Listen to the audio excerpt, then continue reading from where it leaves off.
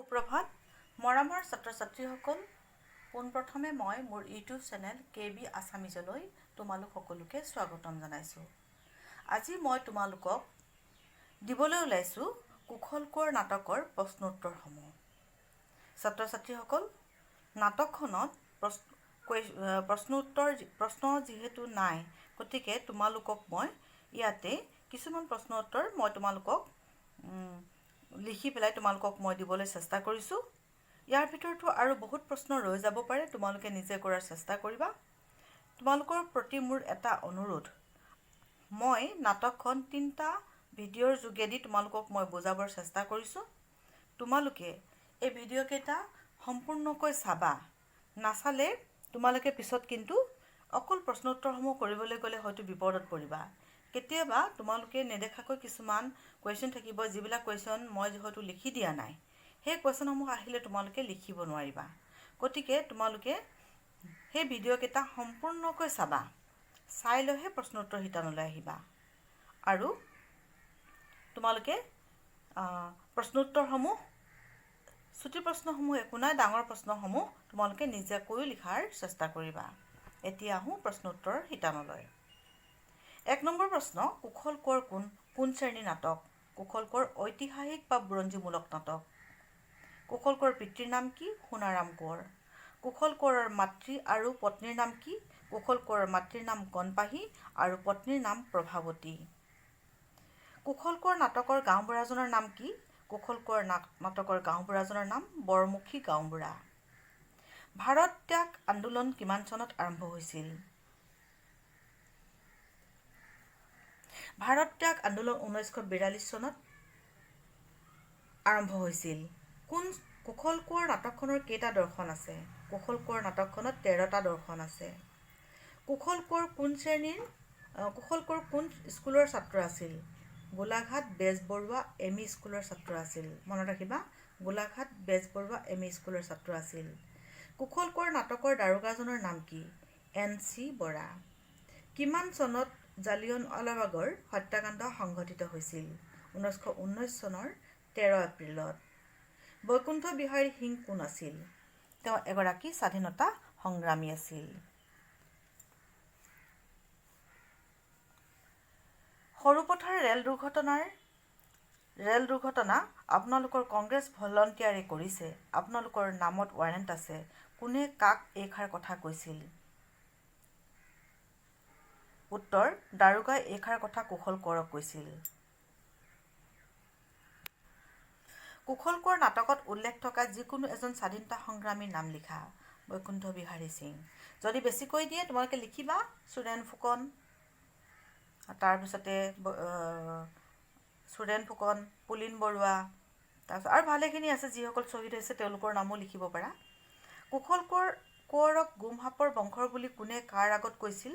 কুশল কোঁৱৰক গুমসাপৰ বংশ বুলি গাঁওবুঢ়াই দাৰোগা N.C. বৰাৰ আগত কৈছিল। আপুনি দুখ নকৰিব বংগহৰদেউ, দেশৰ কাৰণে আপুনি প্ৰাণ দিব, এয়া সৌভাগ্যৰ কথা। কথাষাৰ কোনে কাক কৈছিল? উক্ত কথাষাৰ কুশল কোঁৱৰৰ পত্নী প্ৰভাৱতীয়ে যোৰহাট জেইলত বন্দী স্বামীক লগ কৰাৰ সময়ত কৈছিল। 15 নম্বৰতে চোৱা, বন্দিনী ভাৰতৰ শিকলি খুলি আমি দেশমাতৃৰ অশ্ৰু মচিব লাগিব।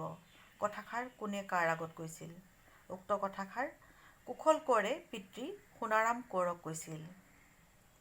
গাঁওবুঢ়াই দাৰোগাৰ আগত কুশল কোঁৱৰৰ পৰিচয় কেনেকৈ দিছিল? গাঁওবুঢ়াই দাৰোগাৰ আগত কুশল কোঁৱৰৰ পৰিচয় এনেদৰে দিছিল। বালিজানৰ সোণাৰাম কোঁৱৰৰ ল'ৰা গুমসাপৰ বংশ বুলি। কুশল কোঁৱৰে স্কুল এৰাৰ কাৰণ কি আছিল? কুশল কোঁৱৰে স্কুল এৰাৰ কাৰণ হ'ল ইংৰাজৰ গোলামী সহ্য কৰিব নোৱাৰা, 1, 2 শিক্ষাতকৈ দেশ সেৱাৰ প্ৰতি থকা প্ৰবল ধাউতি। মনত ৰাখিবা। 18 নম্বৰ প্ৰশ্নটো চোৱা, কুশল কোঁৱৰ কোন শ্ৰেণীৰ নাটক? নাট্যকাৰ উত্তম বৰুৱাৰ এই শ্ৰেণীৰ আন এখন নাটকৰ নাম উল্লেখ কৰা। কুশল কোঁৱৰ বুৰঞ্জীমূলক বা ঐতিহাসিক শ্ৰেণীৰ নাটক। নাট্যকাৰ উত্তম বৰুৱাৰ এই শ্ৰেণীৰ আন কেইখনমান নাটক হ'ল জেৰেঙাৰ সতী, বৰ ৰজা ফুলেশ্বৰী, হেংদাং, লাচিত বৰফুকন, মূলা গাভৰু আদি। ঐতিহাসিক নাটক কাক বোলে? এইবিধ নাটকৰ দুটা বৈশিষ্ট্য উল্লেখ কৰা। বুৰঞ্জী বা ইতিহাসৰ কোনো ঘটনা বা চৰিত্ৰক কেন্দ্ৰ কৰি ৰচিত নাটককে ঐতিহাসিক নাটক বোলে। এইবিধ নাটকৰ দুটা বৈশিষ্ট্য হ'ল কাহিনী বা চৰিত্ৰ সৃষ্টিৰ ক্ষেত্ৰত নাট্যকাৰৰ সীমাবদ্ধতা। বুজি পাইছানে? তেওঁলোকে যিহেতু বুৰঞ্জী ঐতিহাসিক নাটকত যিহেতু বুৰঞ্জী সঁচা ঘটনাৰ আলমত লিখা হয়, ইতিহাসৰ সঁচা ঘটনাৰ আলমত লিখা হয়, গতিকে নাট্যকাৰৰ চৰিত্ৰটোৰ ওপৰত নাট্যকাৰে ইচ্ছামতে তেওঁলোকে যি টি কৰিব নোৱাৰে। তেওঁলোকে মূল চৰিত্ৰটো একেধৰণে ৰাখিব লগাত পৰে, গতিকে তেওঁলোকৰ তাত সীমাবদ্ধতা আছে। যুগ সাপেক্ষ পৰিৱেশ সৃষ্টি অপৰিহাৰ্য। যি যুগৰ হয় সেই যুগৰ পৰিৱেশ ৰচনা কৰিব লাগিব। তাৰপিছতে আহিল আমি ৰণৰ পো ৰণত মৰিম, বনত মৰিবলৈ নাযাওঁ। মৰিলে দেশ, তৰিলে দেশ, মৰিলে স্বৰ্গ। কথাষাৰ কোনে কাৰ আগত আৰু কিয় কৈছিল? উক্ত কথাষাৰ স্বাধীনতা সংগ্ৰামী শংকৰ বৰুৱাই কুশল কোঁৱৰৰ আগত কৈছিল। সৰুপথাৰ কংগ্ৰেছ অফিচত স্বাধীনতা আন্দোলনৰ ভৱিষ্যৎ কাৰ্যপন্থা সম্পৰ্কে আলোচনা কৰাৰ সময়ত অহিংস নীতিত বিশ্বাসী কুশল কোঁৱৰক চৰমপন্থী শংকৰ বৰুৱাই নিজ নীতিৰ সমৰ্থনত এইদৰে যুক্তি প্ৰদৰ্শন কৰিছিল। তাৰপিছতে আছে কুশল কোঁৱৰ নাটকৰ নাট্যকাৰ কোন? উত্তম বৰুৱা। কুশল কোঁৱৰ কোন?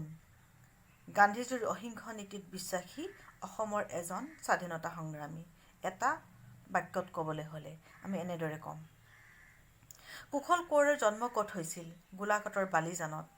কুশল কোঁৱৰ কোনজন বিখ্যাত ব্যক্তিৰ আজুনাতি? কুশল কোঁৱৰ বিখ্যাত গমধৰ কোঁৱৰৰ আজুনাতি আছিল। গমধৰ কোঁৱৰে 1828 চনত প্ৰথমে ব্ৰিটিছৰ বিৰুদ্ধে বিদ্ৰোহৰ আয়োজন কৰিছিল। কুশল কোঁৱৰ নাটকত সৰ্বমুঠ কেইটা চৰিত্ৰ আছে? চাবা ছাত্ৰ ছাত্ৰীসকল, এনেকুৱা ধৰণৰ সৰু সৰু প্ৰশ্ন দিব যিবিলাক প্ৰশ্ন তোমালোকে ভাবিবই নোৱাৰিবা। অন্যান্য বিপ্লৱীসকলৰ বাহিৰে সৰ্বমুঠ 19টা চৰিত্ৰ আছে।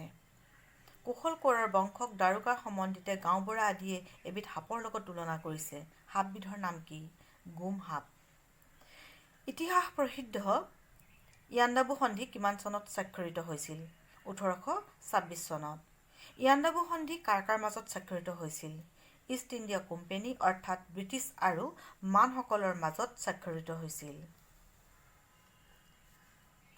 ব্ৰিটিছৰ বিৰুদ্ধে প্ৰথম বিদ্ৰোহ ঘোষণা কৰা আহোম ৰাজকোঁৱৰজন কোন আছিল?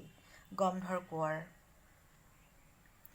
কাৰ অবিহনে কুশল কোঁৱৰৰ দেউতাকৰ কাঠৰ ব্যৱসায়ৰ অৱনতি ঘটিল বুলি দেউতাকে ক'ব খোজে? বন্ধুবৰ মিষ্টাৰ মেজৰ উইলছন। মনত ৰাখিবা কাৰ অবিহনে বুলি কোৱা হৈছে প্ৰশ্নটো। কুশল কোঁৱৰৰ লগত বাকবিতণ্ডাত লিপ্ত হোৱা দাৰোগাজনৰ নাম কি? দাৰোগা NC বৰা। নাট্যকাৰ উত্তম বৰুৱাৰ কোন কেইখন নাটক আকাশবাণীৰ যোগেদি প্ৰচাৰিত হোৱাৰ উপৰি ৰাষ্ট্ৰীয় পৰ্যায়তো জনপ্ৰিয়তা লভিবলৈ সক্ষম হৈছিল? নাট্যকাৰ উত্তম বৰুৱাৰ অন্যান্য বুৰঞ্জীমূলক নাটকৰ ভিতৰত বৰ মানুহৰ দোলা, জেৰেঙাৰ সতী, বৰ ৰজা ফুলেশ্বৰী আৰু লক্ষ্মীনাথ বেজবৰুৱাৰ গল্পৰ আধাৰত ৰচিত চোৰ নামৰ নাটখনিয়ে আকাশবাণী গুৱাহাটী আৰু ডিব্ৰুগড় কেন্দ্ৰৰ যোগে প্ৰচাৰিত হোৱাৰ লগতে ৰাষ্ট্ৰীয় পৰ্যায়তো জনপ্ৰিয়তা লভিবলৈ সক্ষম হৈছিল। তাৰপিছৰ প্ৰশ্ন চোৱা। নাট্যকাৰ উত্তম বৰুৱাৰ জন্ম ক'ত আৰু কেতিয়া হৈছিল? নাট্যকাৰ উত্তম বৰুৱাৰ জন্ম গুৱাহাটীৰ সমীপৱৰ্তী আজাৰাত 1939 চনৰ 5 জুলাই তাৰিখে হৈছিল। নাট্যকাৰ উত্তম বৰুৱাৰ নাট্যকীৰ্তি সম্পৰ্কে চমুকৈ লিখা। মই আগতেও কৈছোঁ, অসমীয়া নাট্য সাহিত্যৰ ইতিহাসত উত্তম বৰুৱাৰ বিশেষ স্থান আছে। ছাত্ৰাৱস্থাৰ পৰাই সাহিত্য চৰ্চা কৰা বৰুৱাই 60ৰ দশকত ৰচনা কৰা বৰ মানুহৰ দোলা বুৰঞ্জীমূলক নাটখনত ক্ষমতাশালী আভিজাত্যত বুৰ যোৱা ডা-ডাঙৰীয়াসকলৰ শোষণ আৰু অত্যাচাৰৰ বিৰুদ্ধে সৰু মানুহৰ বিদ্ৰোহ, প্ৰেমৰ হৃদয়বিদাৰক কৰুণ কাহিনীৰে সমৃদ্ধ এই নাটখনৰ জৰিয়তে সমগ্ৰ অসমৰ লগতে ৰাজ্যৰ বাহিৰতো সমাদৰ লাভ কৰিছিল। মনত ৰাখিবা। পিছলৈ তেওঁ ৰচনা কৰা কেইবাখনো মঞ্চ নাট আৰু অনাতাঁৰ নাটেও ৰাজ্যিক আৰু ৰাষ্ট্ৰীয় পৰ্যায়ত পুৰস্কৃত হয়। তেওঁ ৰচনা কৰা নাট্য সম্ভাৰৰ ভিতৰত বৰ মানুহৰ দোলা, জেৰেঙাৰ সতী, বৰ ৰজা ফুলেশ্বৰী, হেংদাং, কুশল কোঁৱৰ, চম্পকৰ সতী, লাচিত বৰফুকন, গোমধৰ কোঁৱৰ, লাইলা মজনু, মূলা গাভৰু, পণ্ডিতৰ জীৱন, আজিৰ মানুহ,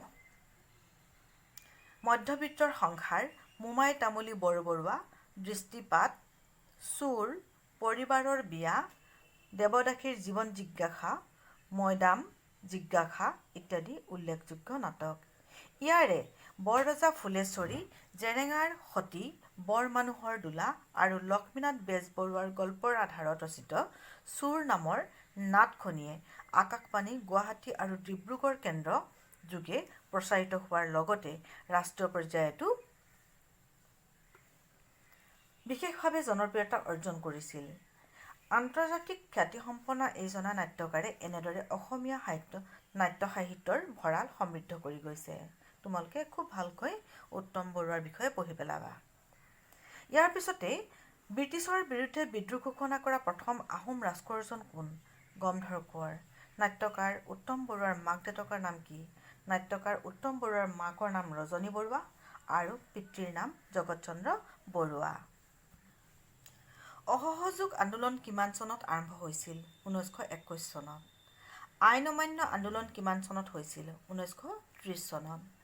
দাৰোগাৰ ডায়েৰীত লিপিবদ্ধ নথকা অনা অসমীয়া স্বাধীনতাকামী কংগ্ৰেছৰ ভলণ্টিয়াৰজনৰ নাম কি? বৈকুণ্ঠ বিহাৰী সিং। ব্ৰিটিছে কুশল কোঁৱৰক কি অভিযোগত অভিযুক্ত কৰি ফাঁচীৰ হুকুম দিছিল? সৰুপথাৰৰ সমীপৱৰ্তী চাংপোলত ৰেল লাইন খুলি দুৰ্ঘটনা সংঘটিত কৰাৰ অপৰাধত অভিযুক্ত কৰি ব্ৰিটিছে কুশল কোঁৱৰক ফাঁচীৰ হুকুম দিছিল। কুশল কোঁৱৰক কিয় ফাঁচীৰ হুকুম দিয়া হৈছিল? কুশল কোঁৱৰ আছিল এগৰাকী ভাৰতৰ স্বাধীনতা আন্দোলনৰ সৰুপথাৰ অঞ্চলৰ অন্যতম নেতা। মহাত্মা গান্ধীৰ অহিংস নীতিত বিশ্বাসী কুশল কোঁৱৰে অতি নিষ্ঠা আৰু সততাৰে কংগ্ৰেছৰ কামত আত্মনিয়োগ কৰিছিল। কংগ্ৰেছৰ কামত একাণপতীয়াকৈ লাগিবৰ কাৰণে কুশল কোঁৱৰে আনকি বালিজান চাহ বাগিচাৰ কেৰাণীৰ চাকৰিও এৰি দিছিল। কিন্তু কুশল কোঁৱৰৰ অহিংসা নীতিৰ বিপৰীতে এসময়ৰ তেওঁৰ সহযোগী আন্দোলনকাৰী শংকৰ বৰুৱা, সুৰেন ফুকন, পুলিন বিহাৰী বৰুৱা, বৈকুণ্ঠ বিহাৰী সিং আদিয়ে সুভাষ চন্দ্ৰ বসুৰ আদৰ্শৰে উদ্বুদ্ধ হয় হিংসাত্মক আৰু সশস্ত্ৰ পথেৰে ভাৰতৰ স্বাধীনতা আনিবলৈ চেষ্টা কৰিছিল। সেই বিদ্ৰোহী গোটটোৱে 1942 চনৰ 9 অক্টোবৰৰ তাৰিখে নিশা সৰুপথাৰ ৰেল ষ্টেচনৰ ওচৰত চাংপোলত ৰেল লাইন খুলি সৈন্যবাহিনী কঢ়িয়াই অনা ৰেল এখন বগৰাই পেলালে। পিছে ষড়যন্ত্ৰৰ বলি হোৱা কুশল কোঁৱৰকহে সেই ঘটনাৰ বাবে ব্ৰিটিছে প্ৰধান অপৰাধী সাজি গ্ৰেপ্তাৰ কৰিলে। তাৰ পিছত গাঁওবুঢ়া দাৰোগা পুলিন বৰুৱা, মেজিষ্ট্ৰেট মুখাৰ্জী আৰু জিলা উপায়ুক্ত হামফ্ৰে চাহাবৰ চক্ৰান্তত 1943 চনৰ 6 মাৰ্চ তাৰিখে যোৰহাট কোৰ্টত বিচাৰৰ নামত পৰিকল্পিতভাৱে কুশল কোঁৱৰক ফাঁচীৰ হুকুম দিয়া হৈছিল। গাঁওবুঢ়াই দাৰোগাৰ আগত কুশল কোঁৱৰৰ পৰিচয় কেনেকৈ দিছিল? গাঁওবুঢ়াই দাৰোগাৰ আগত কুশল কোঁৱৰৰ পৰিচয় এনেদৰে দিছিল, বালিজানৰ সোণাৰাম কোঁৱৰৰ ল'ৰা, গুমসাপৰ বংশ বুলি। নাট্যকাৰ উত্তম বৰুৱাৰ ৰচিত ঐতিহাসিক নাটকেইখনৰ নাম লিখা। ইতিমধ্যে মই এইটো কৈছোঁ। তাৰ পিছৰ প্ৰশ্ন, কুশল কোঁৱৰৰ নাটকত সৰ্বমুঠ কেইটা চৰিত্ৰ আছে? সেই চৰিত্ৰসমূহ কি কি? কুশল কোঁৱৰ নাটকত সৰ্বমুঠ চৰিত্ৰ আছে 19টা। তদুপৰি অন্যান্য বিপ্লৱীসমূহো আছে। নাটকখনত থকা প্ৰধান 20টা চৰিত্ৰ হৈছে: কুশল কোঁৱৰ মূল নায়ক হয়, সোণাৰাম কোঁৱৰ কুশল কোঁৱৰৰ পিতৃ, কণপাহী কুশল কোঁৱৰৰ মাতৃ, প্ৰভাৱতী কুশল কোঁৱৰৰ পত্নী, বৈকুণ্ঠ বিহাৰী সিং, সুৰেন, তিলক, শংকৰ এইসকল স্বাধীনতা সংগ্ৰামী, হামফ্ৰে শিৱসাগৰ জিলাৰ DC, মুখাৰ্জী মেজিষ্ট্ৰেট, দেৱেশ্বৰ চৰকাৰী উকিল, তাৰাপ্ৰসাদ আছামীৰ উকিল, পুলিন স্বাধীনতা সংগ্ৰামী তথা চৰকাৰী সাক্ষী, ওজা গাভৰু, দাৰোগা, গাঁওবুঢ়া, চাপৰাচী আৰু কুলি এইসকল চৰিত্ৰ আছে। কুশল কোঁৱৰ নাটকত নাৰী চৰিত্ৰ কেইটা আৰু কি কি? কুশল কোঁৱৰ নাটকত নাৰী চৰিত্ৰ 3টা। সেই চৰিত্ৰকেইটা হ'ল কণপাহী কুশলৰ মাতৃ, প্ৰভাৱতী কুশলৰ পত্নী আৰু গাভৰুগৰাকী। কুশল কোঁৱৰৰ শেষ বাণী কি আছিল? কুশল কোঁৱৰৰ শেষ বাণী আছিল এনেধৰণৰ: মোৰ দৰে সাধাৰণ মানুহ এজনে দেশৰ কাৰণে কি বাণী দিম? দেশৰ কাৰণে, দেশৰ কোটি কোটি জনতাৰ মুক্তিৰ বাবে মই নিজৰ জীৱন দিয়ে পূজা কৰি গ'লোঁ।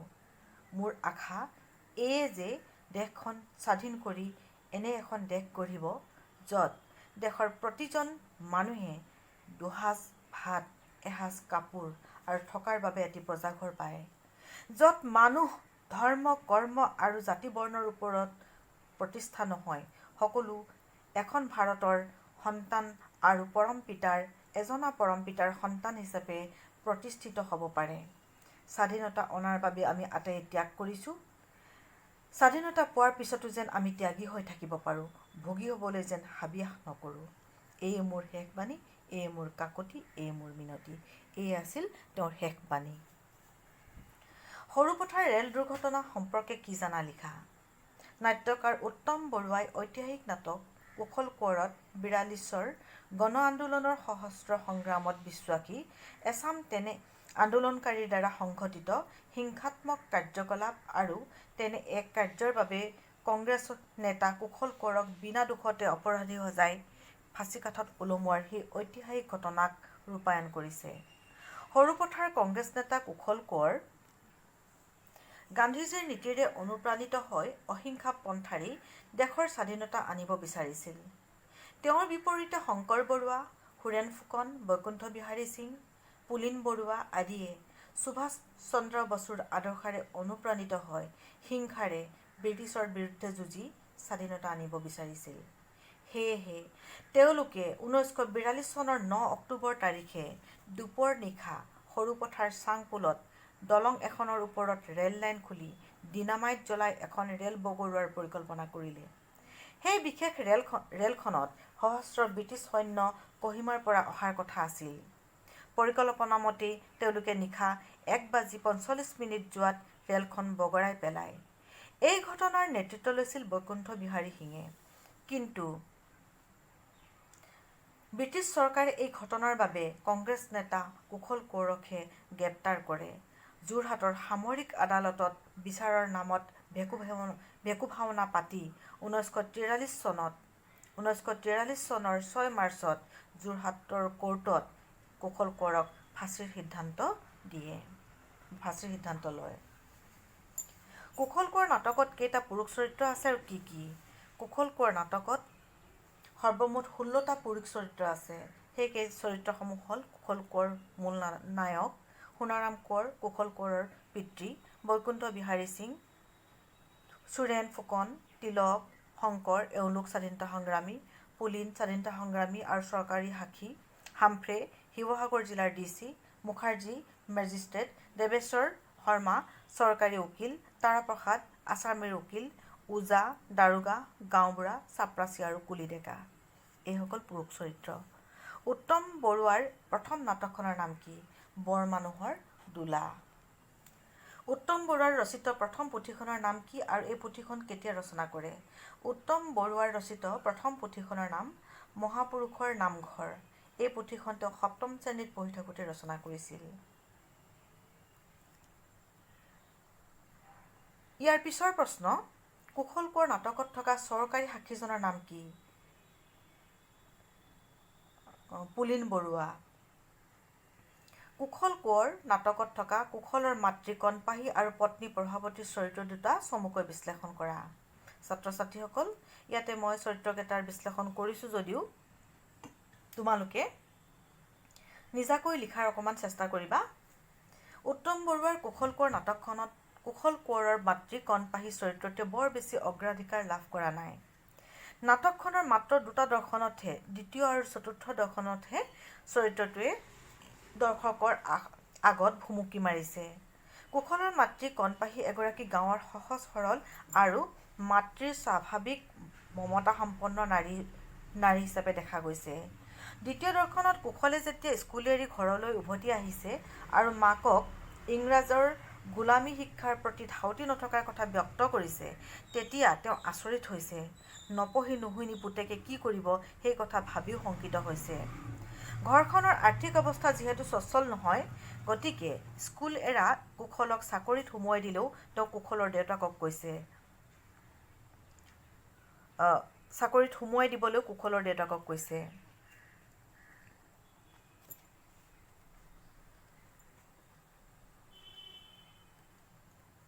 তাৰপিছত ব্ৰিটিছৰ শাসনকালত দেশৰ চাৰিওফালে সংঘটিত অশান্তজৰ্জৰ পৰিস্থিতি দেখিও মাক কণপাহী চিন্তিত হৈছে। আনহাতে কুশলৰ স্কুল এৰি স্বাধীনতা আন্দোলনত যোগদান কৰাৰ সিদ্ধান্তটো দেউতাকে পচন্দ কৰা নাই। ফলত কুশলৰ প্ৰতি দেউতাকে পৰা গালি-গালাজবোৰো মাতৃহৃদয়ে সহিব পৰা নাই। গতিকে কুশলৰ কৰ্মৰে সি নিজে খাব বুলি কৈ দেউতাকক কৈ সান্তনা লভিছে। চতুৰ্থ দৰ্শনত মাকে মাছেৰে এসাঁজ খাবলৈ যোগাৰ কৰি পুতেকলৈ মনত পেলাইছে। দেশৰ স্বাধীনতাৰ বাবে পুত্ৰ কুশলে অন্যান্য সহযোগীসকলৰ লগত ৰায়ত সভা পতা, ৰায়তৰ ঘৰে ঘৰে ঘূৰা, ৰাতি দুভাগত ঘৰ সোমাই ভজা ভাত খোৱা, এইবোৰ দেখি শুনি তেওঁৰ অন্তৰখন যেন শুকাই গৈছে। আনহাতে মৰঙী গাঁৱৰ নামজ্বলা ঘৰৰ ছোৱালী কুশলৰ পত্নীৰ অৱস্থা অনুভৱ কৰি মাকৰ কলিজা কলা পৰিছে। কুশলৰ কৰ্মকাণ্ডৰ বাবে পুলিচ, গুপ্তচৰ আৰু সমাজৰ অন্যান্য লোকৰ আচৰণত গোটেই ঘৰখন যে অশান্তিময় হৈছে, সেই কথা কৈ তেওঁ কুশল কোঁৱৰক শান্তিৰে জীৱন কটাবলৈ বুজনি দিব বিচাৰিছে। এনেদৰে নাট্যকাৰে কুশলৰ মাতৃ কণপাহীৰ চৰিত্ৰটো অংকন কৰিছে। ছাত্ৰ ছাত্ৰীসকল, তোমালোকে মন কৰিবা, কণপাহী যেনেদৰে পুত্ৰৰ প্ৰতি যেনেদৰে পুত্ৰৰ মৰমত তেওঁ যেনেদৰে আকলোৱা, ঠিক তেনেদৰে স্বামীৰ কথাও তেনেদৰে স্বামীৰ দায়িত্ব তেওঁ তেনেদৰে পালন কৰিছে। এফালে স্বামীৰ পুত্ৰৰ প্ৰতি কৰা ককৰ্থনা টান টান শব্দ, আনফালে পুত্ৰৰ প্ৰতি থকা মৰমে তেওঁ এই দুমোজাত পৰি তেওঁ দুৰ্দুল্যমান অৱস্থাত ৰৈছে। কি কৰিব ভাবি পোৱা নাই। এফালে দেশৰ অৱস্থা, আনফালে ঘৰখনৰ দুৰৱস্থা। এই দুৰ্দুল্যমান পৰিস্থিতিত পৰি কণপাহীৰ চৰিত্ৰটো যেন এক অনন্য ভূমিকা গ্ৰহণ কৰিছে। ইয়াৰ পিছতে আহোঁ প্ৰভাৱতীৰ চৰিত্ৰটোলৈ। নাট্যকাৰ উত্তম বৰুৱাৰ ঐতিহাসিক নাট কুশল কোঁৱৰত অংকিত এক অন্যতম নাৰী চৰিত্ৰ হৈছে কুশল কোঁৱৰৰ পত্নী প্ৰভাৱতী। নাটকীয় কাহিনীৰ পৰিসৰত চৰিত্ৰটি বেছি ডাঙৰ চৰিত্ৰ নহয়। মুঠ 13টা দৰ্শনযুক্ত নাটকখনৰ চতুৰ্থ, নৱম, 13 নং দৰ্শনত কিছু সময়ৰ বাবে প্ৰভাৱতীয়ে নাট্যকাহিনীত প্ৰৱেশ কৰিছে। প্ৰভাৱতী এগৰাকী শান্ত, নম্ৰ আৰু প্ৰতিব্ৰতা নাৰী। বালিজান বাগিচাৰ চাকৰি এৰি ঘৰলৈ ঘূৰি অহা কুশলক মাক দেউতাকে ভৎসনা কৰিলেও প্ৰভাৱতীয়ে কুশলক আন্তৰিকতাৰে আদৰিছে আৰু চাকৰি এৰাৰ কাৰণ সুধিছে। কাৰণ জানি বুজিও প্ৰভাৱতীয়ে খং নকৰি অনুহুৰতে বুজাইছে যে চাকৰি কৰিও জানো দেশৰ কাম কৰিব নোৱাৰি, কাৰণ ঘৰখন চলিবলৈ কিবা এটা লাগিবই। এয়া প্ৰভাৱতীয়ে দায়িত্বশীলা পত্নীৰ আচৰণ। আনকি কংগ্ৰেছৰ ধাৰ মাৰিবলৈ কুশলে যেতিয়া প্ৰভাৱতীৰ চিলাই মেচিনটো বেচিব বিচাৰিছে, সেই সময়ত মোৰ স্বামী দেৱতাতকৈ মেচিন ডাঙৰ নহয় আৰু দেশতকৈ স্বামী ডাঙৰ নহয় বুলি প্ৰভাৱতীয়ে মহানুভৱতাৰ পৰিচয় দিছে। নৱম দৰ্শনত সৰুপথাৰ ৰেল দুৰ্ঘটনাৰ পিছত কুশল আৰু প্ৰভাৱতীৰ চুকীয়া পথাৰৰ ঘৰত দেখা গৈছে। ৰেল দুৰ্ঘটনাৰ বাবে ব্ৰিটিছৰ সন্দেহৰ আঙুলি কুশল কোঁৱৰৰ ওপৰত পৰিব বুলি শুভাকাংক্ষীৰ উপৰিও সুবিবেচকী প্ৰভাৱতীয়ে কুশলক গা বচাই চলিবলৈ পৰামৰ্শ দিছে। এয়া পত্নী হিচাপে প্ৰভাৱতীৰ কামনা যাতে নিজৰ স্বামীৰ কোনো বিপদ নহওক। অৱশ্যে গিৰিয়েকৰ সিদ্ধান্তৰ বিপৰীতে মাত মতা বিধৰ নাৰী প্ৰভাৱতী নহয়। নাটখনত প্ৰভাৱতী শেষবাৰৰ বাবে 13 নং অৰ্থাৎ শেষ দৰ্শনত যোৰহাট জেইলত দেখা গৈছে। ইতিমধ্যে ব্ৰিটিছৰ অনুগত বাহিনীয়ে কুশলক এৰেষ্ট কৰি বিচাৰৰ ভেকু ভাওনাৰে ৰেল দুৰ্ঘটনাৰ বাবে দোষী সাব্যস্ত কৰি ফাঁচীৰ সিদ্ধান্ত দিছে। সেয়েহে গিৰিয়েকক শেষবাৰৰ বাবে দেখা কৰিবলৈ প্ৰভাৱতী যোৰহাট জেইললৈ আহিছে। কিন্তু সাধাৰণ নাৰীৰ দৰে প্ৰভাৱতীয়ে ৰাউচি জোৰা নাই, শোকত ভাঙি পৰাও নাই। বৰং অত্যন্ত ধীৰ স্থিৰ সংযমশীলা নাৰীৰ দৰে কোঁৱৰক বুজনিহে দিছে। দেশৰ কাৰণে আপুনি প্ৰাণ দিব, এয়া সৌভাগ্যৰ কথা, গৌৰৱৰ কথা। শেষবাৰৰ বাবে নিজ হাতে প্ৰভাৱতীয়ে স্বামীক খুৱাবৰ বাবে আশাৰে পিঠা-পনা আনিছিল যদিও জেইলৰ চিপাহীয়ে সেই আশা পূৰ্ণ হ'বলৈ নিদিলে। তাৰ পিছতো ব্যক্তিগত জীৱনৰ কথা নাভাবি প্ৰভাৱতীয়ে কুশলৰ পৰা মানুহক ক'বৰ বাবে শেষ পানী বিচাৰিছে। প্ৰভাৱতীৰ এই আচৰণ এগৰাকী মহিয়সী নাৰীৰ আচৰণৰে পৰিচায়ক। এনেদৰে আচৰণৰ দ্বাৰা প্ৰভাৱতী চৰিত্ৰটিয়ে নাটকখনত কম সময়ৰ বাবে ভুমুকি মাৰিলেও দৰ্শক পাঠকৰ সকলোৰে হৃদয় মন জয় কৰিবলৈ সক্ষম হৈছে। ছাত্ৰ ছাত্ৰীসকল, তোমালোকে প্ৰভাৱতীৰ চৰিত্ৰটোত তোমালোকে খুব সুন্দৰকৈ কথাখিনি নাটখনৰ পৰা বুজিবা। পাৰিলে আৰু অকণ অংকন কৰিবলৈ চেষ্টা কৰিবা। কাৰণ প্ৰভাৱতী যিহেতু তাই এগৰাকী মৰঙী খোৱা গোহাঁইৰ এগৰাকী সম্ভ্ৰান্ত ঘৰৰ ছোৱালী আছিল, আৰু আহি তাই কেনেকুৱা এখন ঘৰত তাই জীৱন নিৰ্বাহ কৰিব লগা হৈছে। গোটেই ঘৰখনৰে একদম দুৰ্দশাময় পৰিস্থিতি। এফালে স্বামী স্বাধীনতা সংগ্ৰামী ঘৰত নাথাকে, আনফালে ঘৰখনৰ অচল অৱস্থা, আনফালে গোটেই সমাজে তেওঁলোকৰ প্ৰতি দেখুওৱা অনীহা। এই সকলোবিলাকৰ দুমোজাত যেনেকৈ প্ৰভাৱতীয়ে সকলোখিনি সাঙুৰি তেওঁ স্বামীক লগ দিছে, দেশক ভাল পোৱাৰ নমুনা দেখুৱাইছে, দেশৰ প্ৰতি থকা তেওঁৰ ভক্তি দেখুৱাইছে। তাৰোপৰি তেওঁ এগৰাকী প্ৰতিব্ৰতা নাৰী হিচাপে স্বামীৰ মৃত্যুকো তেওঁ দেশৰ বাবে উৎসৰ্গিত কৰিছে। সেই নাৰী কিমান মহিয়ান হ'ব পাৰে ভাবি চোৱা। কুশল কোঁৱৰে নিজেইতো জয়মতী, কনকলতা, মূলাগাভৰুৰ লগত প্ৰভাৱতীক তুলনা কৰিছে। এই সংক্ৰান্তত তোমালোকে নিজেও কিছু কথা লিখিবা। তাৰ পিছৰ প্ৰশ্ন হৈছে নায়ক হিচাপে কুশল কোঁৱৰৰ চৰিত্ৰটি বিশ্লেষণ কৰা। নাট্যকাৰ উত্তম বৰুৱাৰ কুশল কোঁৱৰ এখনি ঐতিহাসিক নাটক। নাটখনৰ মুখ্য বা কেন্দ্ৰীয় চৰিত্ৰ হ'ল কুশল কোঁৱৰ। কুশল কোঁৱৰৰ চৰিত্ৰটি ঐতিহাসিক। ই বুৰঞ্জীৰ পৰা অনা যিহেতু 1942 চনৰ মহাত্মা গান্ধীৰ নেতৃত্বত সমগ্ৰ ভাৰতবৰ্ষজুৰি ব্ৰিটিছৰ বিৰুদ্ধে চলা ভাৰত্যাগ আন্দোলনৰ পটভূমিত নাটখন ৰচিত। সেই বছৰতে 9 অক্টোবৰৰ নিশা সৰুপথাৰৰ সমীপৱৰ্তী চাংপোলত সহস্ৰ স্বাধীনতা আন্দোলনকাৰীয়ে হিংসাত্মক কাৰ্যসূচীৰে ৰেল দুৰ্ঘটনা সংঘটিত কৰে। পাছত সন্দেহবশতঃ আৰু মিছা অভিযোগৰ ভিত্তিত সৰুপথাৰ কংগ্ৰেছৰ নেতা তথা অহিংস স্বাধীনতা সংগ্ৰামী কুশল কোঁৱৰক দোষী সাব্যস্ত কৰি ফাঁচীৰ দণ্ড দিয়ে। সেই ঘটনাৰ আধাৰতে নাটখনৰ কাহিনীভাগ গঢ় লৈ উঠিছে। গতিকে নিশ্চিতভাৱে কুশল কোঁৱৰৰ চৰিত্ৰটিয়ে নাটখনত গুৰুত্ব লাভ কৰিছে। কুশল কোঁৱৰ সৰুপথাৰ অঞ্চলৰ কাঠৰ ব্যৱসায়ী সোণাৰাম কোঁৱৰৰ পুত্ৰ। নাটখনৰ সূচনা দৰ্শনত ওজাপালিয়ে অনুষ্ঠান পৰিৱেশন কৰোঁতে গান্ধী আৰু কংগ্ৰেছৰ নাম লোৱা ওজা শিল্পী দলটিক দাৰোগা আৰু চিপাহীয়ে লাঠিৰে কোবাইছে। তাকে দেখি 14 বছৰীয়া কিশোৰ কুশলে সেই কাৰ্যৰ প্ৰতিবাদ কৰিছে। স্কুলীয়া বয়সতে কুশলৰ মনত স্বাধীনতা আন্দোলনৰ প্ৰভাৱ দকৈ পৰে। সেয়ে মহাত্মা গান্ধীৰ অনুগামী ৰূপে কুশল কোঁৱৰেও ইংৰাজৰ গোলামী শিক্ষাৰ মোহ ত্যাগ কৰি লক্ষ লক্ষ ভাৰতবাসীৰ দৰে অসহযোগ আন্দোলনত জঁপিয়াই পৰে। পঢ়ি শুনি ডাঙৰ মানুহ হ'ব বুলি ভবা মাক দেউতাকৰ আশাত চেঁচাপানী ঢালে। কুশল কোঁৱৰ সৎ সাহসী। সেয়ে উইলছন চাহাবৰ পোহনীয়া গৰুৱে বাগিচাৰ চাহ পুলি খোৱাত কুশলে সেই গৰু বান্ধি ক্ষতিপূৰণ বিচাৰিছে। বালিজান চাহ বাগিচাত কেৰাণীৰ কাম কৰা কুশলে অৱশেষত আন্দোলনত সক্ৰিয়কৈ নামি পৰিবৰ বাবে চাকৰি ইস্তফা দিছে। আৰু তাৰ লগতে যাতে বাগিচাৰ মালিক, এই কথাটো মই উল্লেখ কৰা নাই, বাগিচাৰ মালিক বিশ্বেশ্বৰ শৰ্মাদেৱক যাতে কোনো অনিষ্ট নহয় তাৰ বাবে তেওঁ চাকৰি ইস্তফা দি উভতি আহিছে। মাক দেউতাকে বিয়া পাতি দি কুশলক বান্ধি ৰাখিব খুজিছিল যদিও দেশৰ আহ্বানে সেই বান্ধোন ছিঙি পেলালে। কুশল কোঁৱৰ আছিল এগৰাকী গান্ধীবাদী অহিংস স্বাধীনতা সংগ্ৰামী নেতা। সৰুপথাৰ কংগ্ৰেছ অফিচত সতীৰ্থ সংগ্ৰামীসকলক কাষত বহুৱাই লৈ কুশলে সকলোকে গান্ধীৰ আদৰ্শমৰ্মে ভাৰত্যাগ আন্দোলনত নামিবলৈ বুজনি দিছে। কিন্তু ইতিমধ্যে সশস্ত্ৰ সংগ্ৰামৰ আদৰ্শ গ্ৰহণ কৰা সতীৰ্থসকলক কুশলে অহিংস নীতিত ধৰি ৰাখিবলৈ চেষ্টা কৰিও ব্যৰ্থ হৈছে।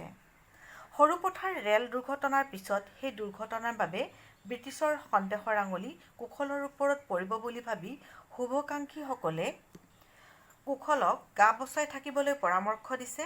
কিন্তু বিনা অপৰাধত ঘৰৰ পৰা পলোৱাৰ পক্ষত নথকা কুশলক অৱশেষত ব্ৰিটিছৰ অনুগত বাহিনীয়ে গ্ৰেপ্তাৰ কৰে। বিচাৰৰ নামত ভেকু ভাওনা কৰি দোষী সাব্যস্ত কৰে আৰু ফাঁচীৰ হুকুম দিয়ে। কিন্তু সেইবোৰ দেখিও কুশল স্থিতপ্ৰজ্ঞৰ দৰে অবিচলিত হৈ আছিল।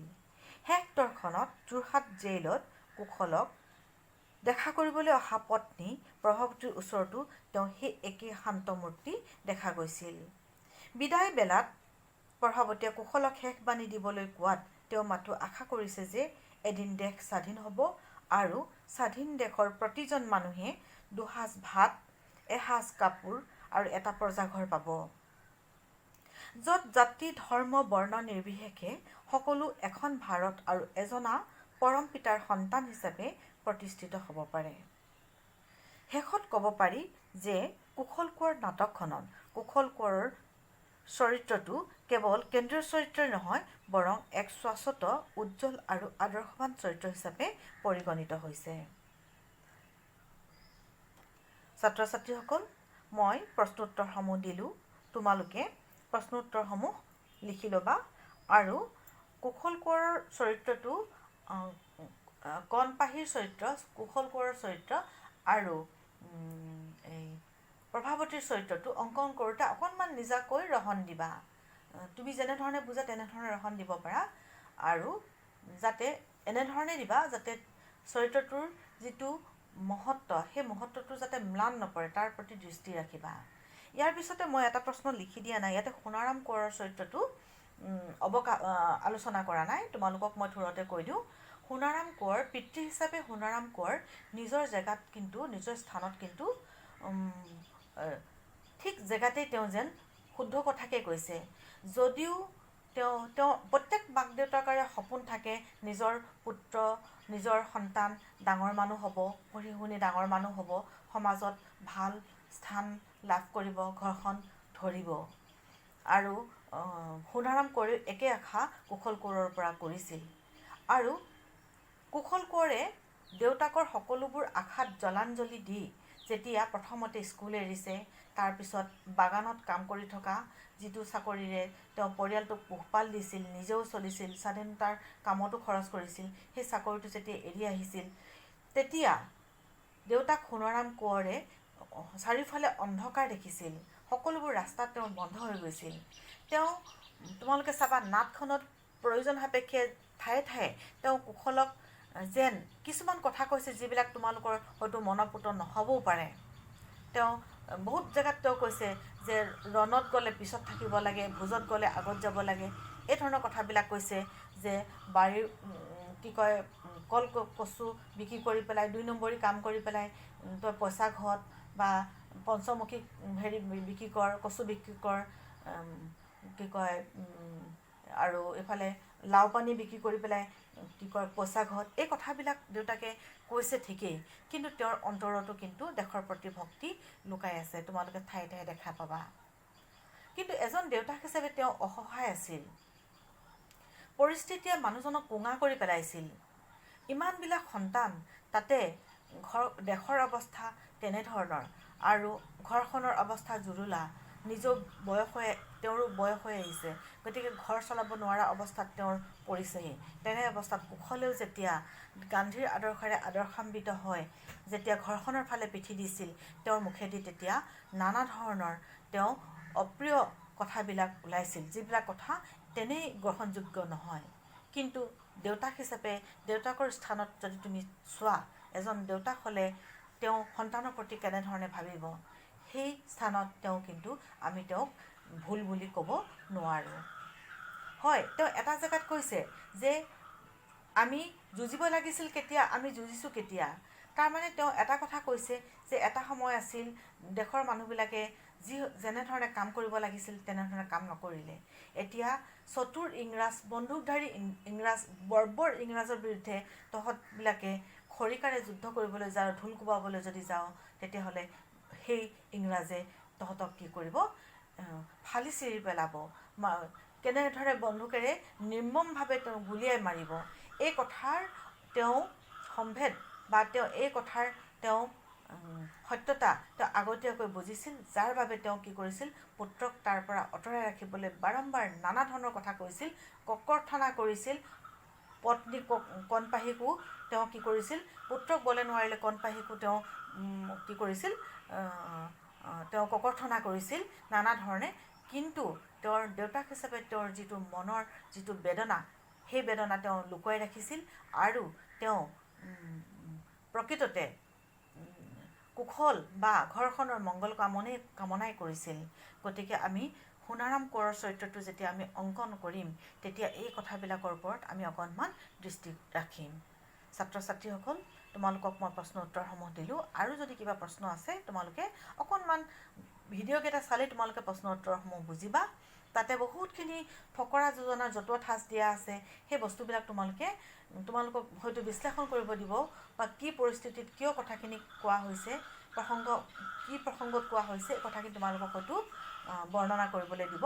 তোমালোকে ভিডিঅ'কেইটা ভালকৈ চালেই তোমালোকে বুজি পাবা। তেতিয়াহ'লে আজিলৈ আহোঁ পুনৰ লগ পোৱাৰ প্ৰতিশ্ৰুতিৰে। ধন্যবাদ। ভিডিঅ'টি যদি ভাল লাগিছে লাইক, শ্বেয়াৰ, ছাবস্ক্ৰাইব কৰিবলৈ নাপাহৰিবা। আজিলৈ আহোঁ। ধন্যবাদ।